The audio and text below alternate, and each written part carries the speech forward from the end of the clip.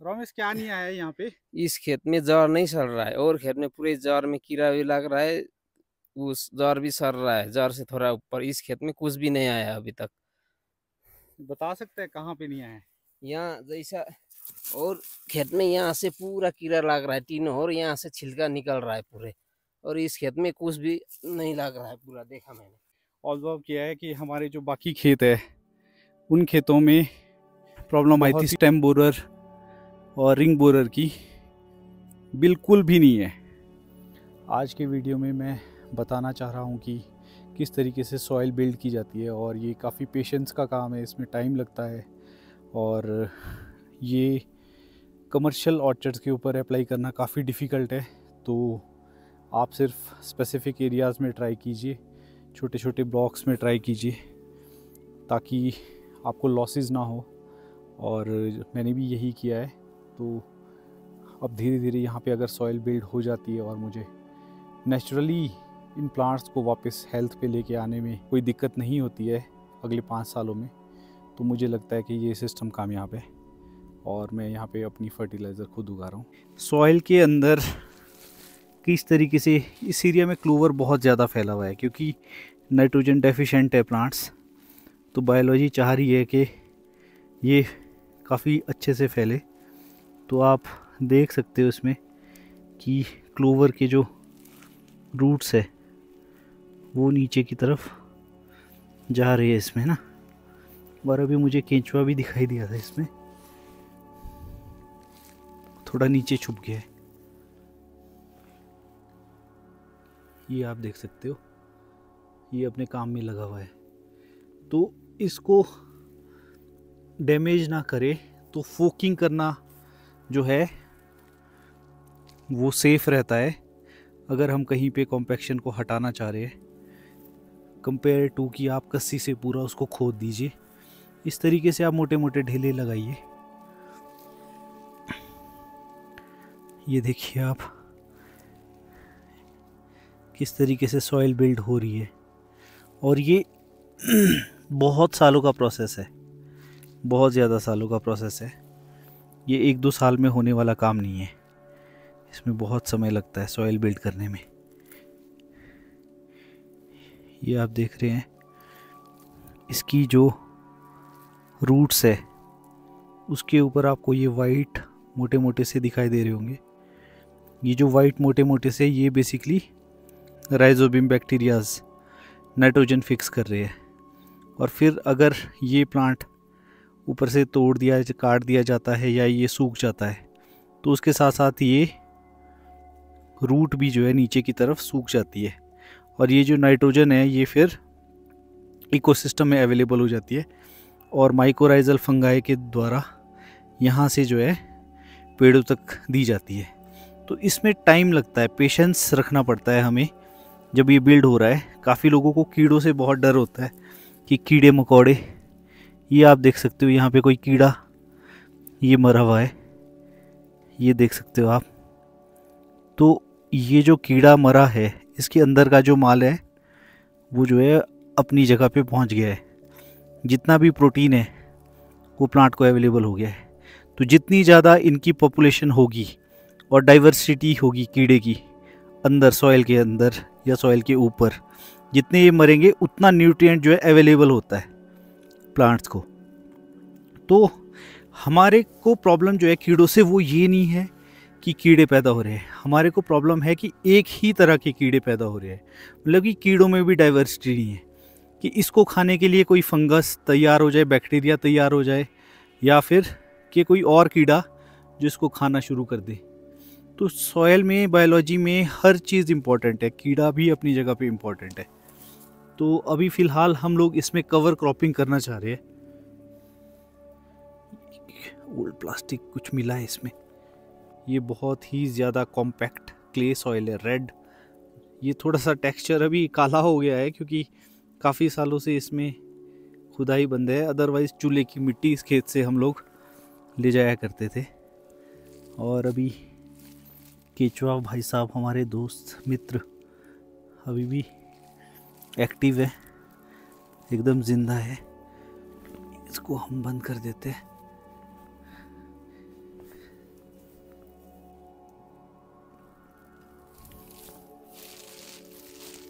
और दूसरी चीज़ मैं क्या बताना चाह रहा था आपको कि ये जो सॉइल है, ये जो बन रहा है, स्ट्रक्चर्स जो बन रहे हैं इसके अंदर, इसका एक्सपोजर सनलाइट जैसे अभी हो रहा है, ये जो एक्सपोजर है ये ज़्यादा नहीं रहना चाहिए, ज़्यादा लंबा नहीं रहना चाहिए। उसमें क्या होता है कि जितना भी न्यूट्रिएंट और कार्बन यहाँ पे इकट्ठा हुआ है, इसमें सॉइल के अंदर इकट्ठा हुआ है, ये सारा का सारा जल के सन एक्सपोजर से या बाकी किसी भी रीज़न से एटमॉस्फेयर में चला जाता है। तो इसके लिए बेस्ट तरीका क्या है कि इससे कवर रहे ग्रीन से, ऐसे इस तरीके से बिल्कुल ग्रीन से कवर रहे ये पूरा एरिया। और जब ये ग्रीन से कवर रहेगा तो हमेशा सनलाइट जो है वो फोटोसिंथेसिस, मतलब कि सन की जो एनर्जी है वो सॉइल को फीड करती रहेगी। अब ये जितना भी यहाँ पे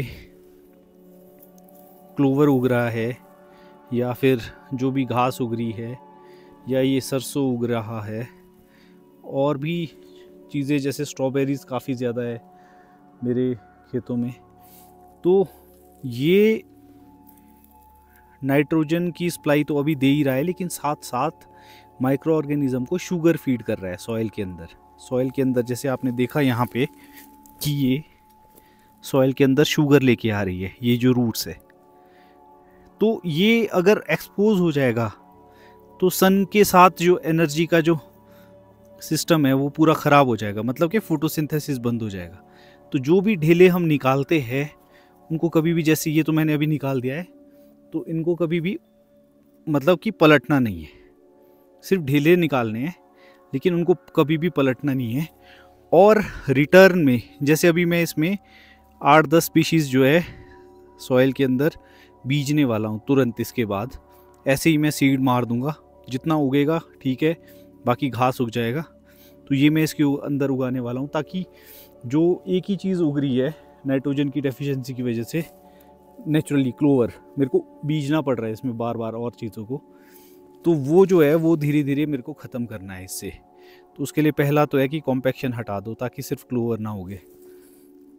और यहाँ पे सरसों की बहुत अच्छी खेती मैंने एक बार की थी, उसके अलावा गार्लिक, लहसुन की बहुत बढ़िया खेती यहाँ पे हुई थी, बहुत ही अच्छी प्रोडक्शन थी, और वो मैंने सितंबर में ग्रो किया था।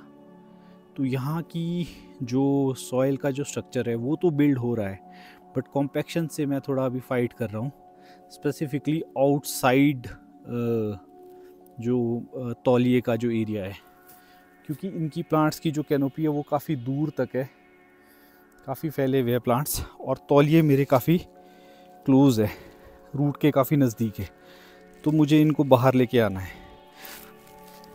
तौलिए के अंदर तो अभी भी स्ट्रक्चर्स जो है इजीली, देखिए आप, मैं ऐसे ही खोद पा रहा हूँ हाथ से, कॉम्पैक्शन नहीं है।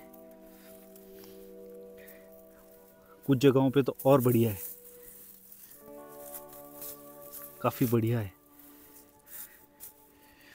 लेकिन ये वाला जो एरिया है यहाँ पे इस कॉम्पैक्शन को मुझे ख़त्म करना है, जिसकी वजह से मैं ये ढेले निकाल रहा हूँ।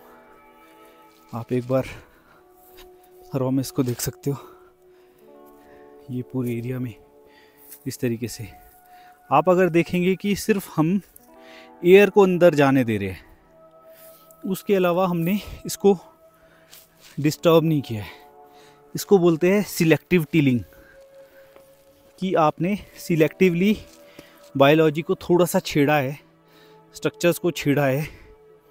तो इसमें क्या है कि ढेलों के अंदर जो बने हुए हैं स्ट्रक्चर्स, उनको आपने फाड़ा नहीं है, उन्हें आपने ख़त्म नहीं किया है, और ये धीरे धीरे वापस जो है आपस में फिर से कनेक्ट हो जाएंगे।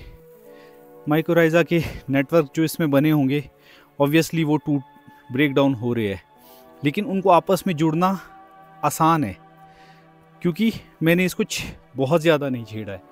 तो सिलेक्टिव टिलिंग जो है वो एप्पल के लिए बहुत ही कारगर है। एप्पल में रूट्स जो है बहुत दूर दूर तक जाती है, स्पेसिफिकली उन ऑर्चर्ड्स में जहाँ पे प्लांट्स जो है सीडलिंग के ऊपर लगे हुए हैं। तो उसमें सिर्फ ये करना है, आपके तौलिए का काफ़ी पैसा बच जाएगा। ये आप देख सकते हो। और इस टूल से खर्चा भी नहीं होता ज़्यादा। कस्सी से क्या होता है कि बायोलॉजी बहुत डिस्टर्ब होती है। इससे देखिए आप कितने इजीली, बहुत ही आसानी से जो है आप इनको ढीला ढाला कर सकते हो। ये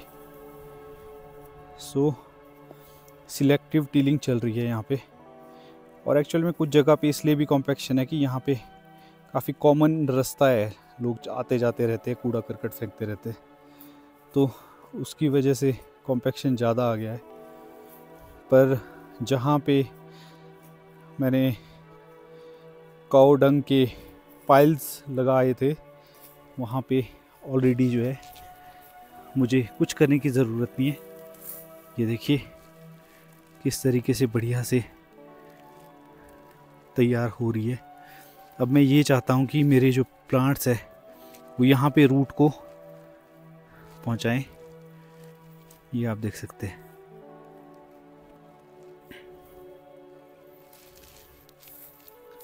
इसको ढकना है जितना ज़्यादा आप ढक सकते हैं। और ये चिकन पाव भी मिला है, ये भी इसी के अंदर, ये भी इसी में सड़ेगा।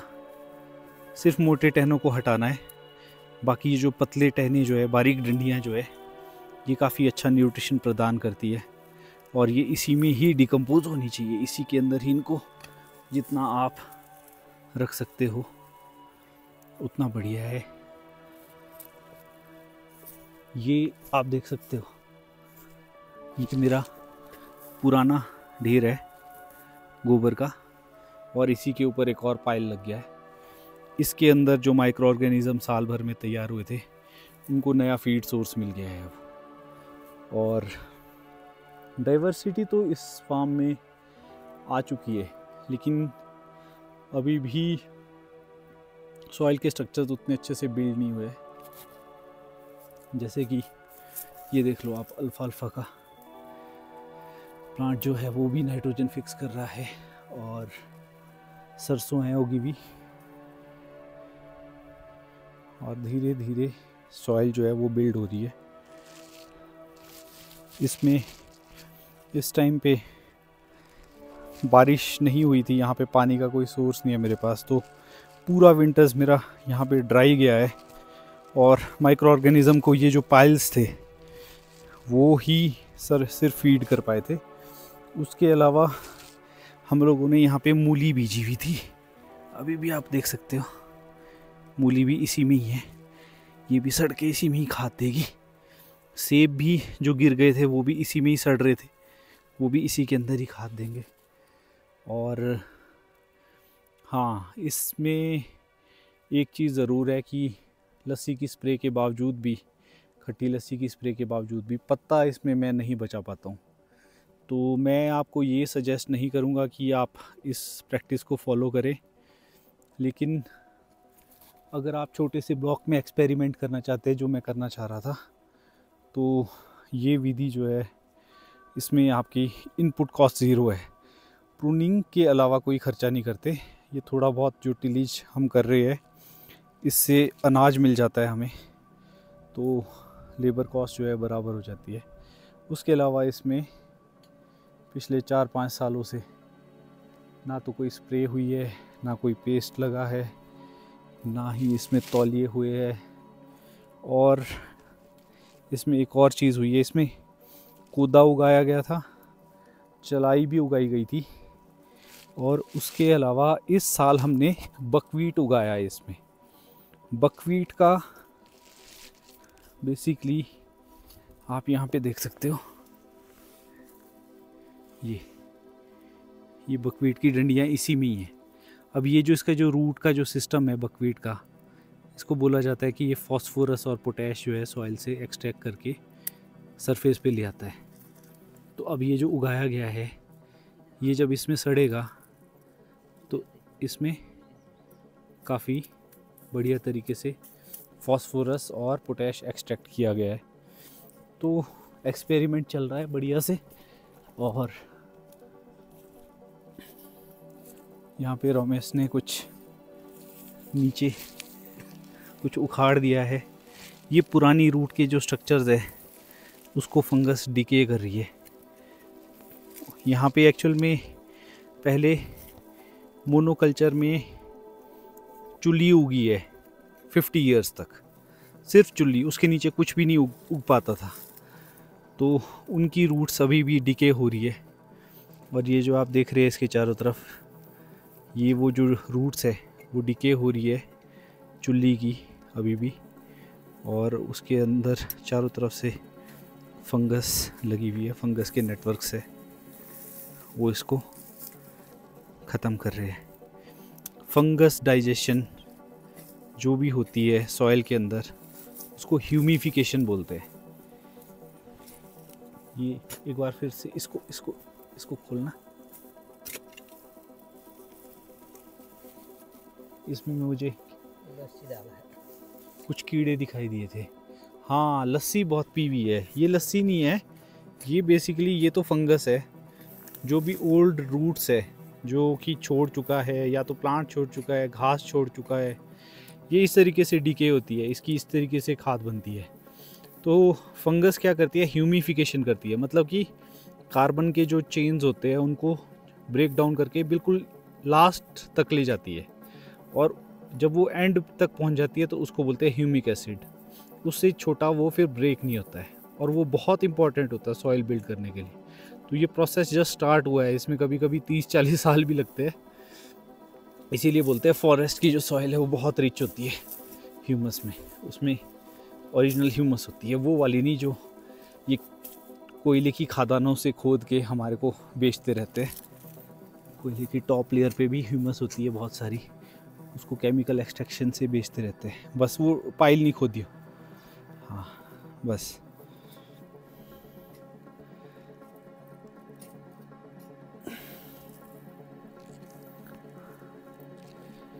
तो लॉसेस काफ़ी ज़्यादा है इस ब्लॉक में हम लोगों को, मतलब कि 1.5 से 2 लाख का सेब जो है वो काफ़ी लो क्वालिटी का होता है, बहुत ही ऑर्डिनरी मार्केट के हिसाब से। ना तो उसमें कलर ढंग से आता है, और स्केल चारों तरफ से लगी रहती है। ये पॉलिनेटर्स फीड हो रहे हैं, मक्खियाँ आ रही है, प्रोड्यूस है, इसको नेचुरल तरीके से ऑनलाइन सेल कर पा रहा हूँ, डायरेक्टली एंड कंज्यूमर तक पहुँचा पा रहा हूँ। और जो इस प्रोडक्ट की वैल्यू करते हैं वो इसको जज नहीं करते हैं कि इसके अंदर कीड़े ने खाया हुआ है, या फिर इसके अंदर स्केल लगी है, या इसके अंदर कलर पूरा नहीं है, कुछ भी ऐसे जज नहीं करते हैं। मुझे अच्छे से जानते हैं, मेरे फार्म को जानते हैं। इस ब्लॉक से जो भी सेब निकलता है वो कम्प्लीटली नेचुरली प्रोड्यूस हो रहा है पिछले 4-5 सालों में। यहाँ पे आप देख सकते हो लहसुन खुद ही उग रही है। अब जो छोड़ दी गई इसी के अंदर, वो हर साल जो है नेचुरली उगती रहती है। तो मैं चाहता हूँ कि इसमें कम से कम 20-25 स्पीशीज़ जो है वो नेचुरली हर साल उगती रहे, और सीड इसी में ही पड़ते रहे। विंटर्स में इस तरीके से सरसों आए, समर्स में भी इसमें बहुत डिफरेंट वेजिटेशंस आती रही। इनफैक्ट मैं तो चाहता हूँ इसमें तंबाकू भी लगे। तो ये कुछ तरह से फ़ायदेमंद भी है। यहाँ पे हम रीप्लांटेशन करने वाले, इन प्लांट्स के अंदर ताकत आना बहुत मुश्किल है, तो ये दोबारा रीप्लांट होने वाले है। यहाँ पे कुछ, मतलब मैं इस प्लांट को नहीं छेड़ूंगा, इसके बगल में ही एक और लगा दूंगा, और जब वो ग्रो हो जाएगा तो इसको हटा दिया जाएगा। तो यहाँ पे काफ़ी ज़्यादा डैमेज्ड है प्लांट्स, आप देख सकते हो, ये कभी हील नहीं हुए, पर इसमें कैंकर नहीं है। आप देख सकते हो साइड से ये भर रहे हैं घाव, नेचुरली भर रहे हैं, कुछ ना करने के बावजूद भी कोने जो है इसके भरने शुरू हो गए। क्योंकि मैं कम्प्लीटली गीला के ऊपर जा रहा हूँ, तो रेड डिलीशियस को बचाने में मुझे कोई ज़्यादा इंटरेस्ट भी नहीं है। बट मैंने ऐसा देखा था कि गोबर और मिट्टी का लेप अगर इसके ऊपर लगा दिया जाए, जो ये सनबर्न से जल जाते हैं, बहुत ही अच्छे रिजल्ट्स है, एकदम से भर जाती है खाल। पर मेरा कोई मोटिव नहीं है रेड डिलीशियस को बचाने का। मैं इनको कन्वर्ट कर रहा हूँ धीरे धीरे गीला पे, जैसे कि ये गीला है। तो ऐसे यहाँ पे कन्वर्ट किए जा रहे हैं प्लांट्स हर साल 2-3। ये भी कन्वर्टेड है, गीला के ऊपर स्निको रेड लगाया है। एक ही पसंद आया मुझे स्निको रेड गीला के अंदर अभी तक। तो ये मेरा नेचुरल फार्मिंग ब्लॉक है और इसमें हम लोग इंडिजिनस मल्टी स्पीशीज़ के सीड्स जो है वो लगाने की कोशिश कर रहे हैं। सो ये वाला जो टूल है इसको बोलते हैं डिगिंग फोक। ये मार्केट में आराम से मिल जाता है, लेकिन इसकी खासियत क्या होती है कस्सी या बेलचे के बनिस्बत, ये केंचुओं को डैमेज नहीं करते। ये जो इसके फोक से ये काफ़ी दूर है, तो बीच के पोर्शन में अगर तो जो डैमेज है सॉइल को, बायोलॉजी को, वो काफ़ी कम होता है। और दूसरा कि जो पीस निकाल दिए जाते हैं इसके द्वारा, इसको यूज़ करने का तरीका है